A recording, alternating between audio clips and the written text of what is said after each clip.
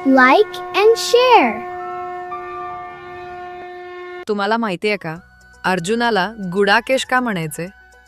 हे नाव फक्त तो महान योद्धा होता म्हणून नाही, तर एका लहानशा पण विलक्षण घटनेमुळे त्याला हे नाव मिळालं.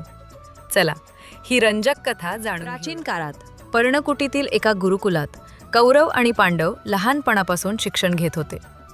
गुरु द्रोणाचार्य सर्व शिष्यांवर बारकाईने लक्ष ठेवत होते. त्यांच्या नजरेतून काहीही सुटत नव्हतं. इतर मुलांसोबत अर्जुनही धनुर्विद्या शिकत होता. पण अर्जुनामध्ये एक वेगळेपण होतं.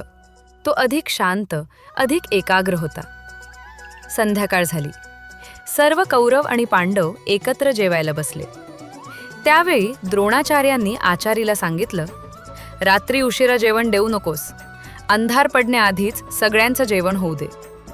रात्री एका छोट्याशा दिव्याच्या उजेडात सर्व मुलं जेवत होती. तेवढ्यात अचानक वाऱ्याची जोराची झोत आली आणि दिवा विझला. संपूर्ण पर्णकुटीत अंधार पसरला. सगळे थांबले, गोंधळले. पण अर्जुन थांबला नाही. अंधारातही त्याचा हात ताटातून घास उचलून सरळ तोंडाकडे जात होता. त्या क्षणी अर्जुनाच्या लक्षात आलं, डोळ्यांशिवाय सुद्धा माझे शरीर अचूक काम करत आहे. आजच्या भाषेत यालाच म्हणतात मसल मेमरी.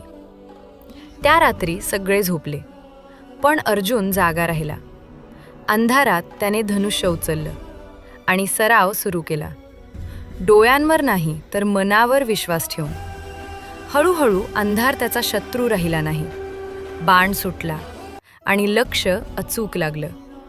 पुन्हा आणि पुन्हा. अर्जुन अंधारात तज्ज्ञ बनला. त्या दिवसापासून अर्जुनाने झोपेवर नियंत्रण मिळवलं, आळसावर विजय मिळवला. म्हणूनच त्याला एक नाव मिळालं, गुडाकेश, ज्याने झोपेवर आणि इंद्रियांवर विजय मिळवला. ही कथा तुम्हाला आवडली असेल तर व्हिडिओला एक लाईक नक्की करा. अशाच रंजक आणि प्रेरणादायी कथा पाहण्यासाठी चॅनलला सबस्क्राईब करा. आणि हो, तुम्हाला ही कथा कशी वाटली ते कमेंटमध्ये नक्की सांगा.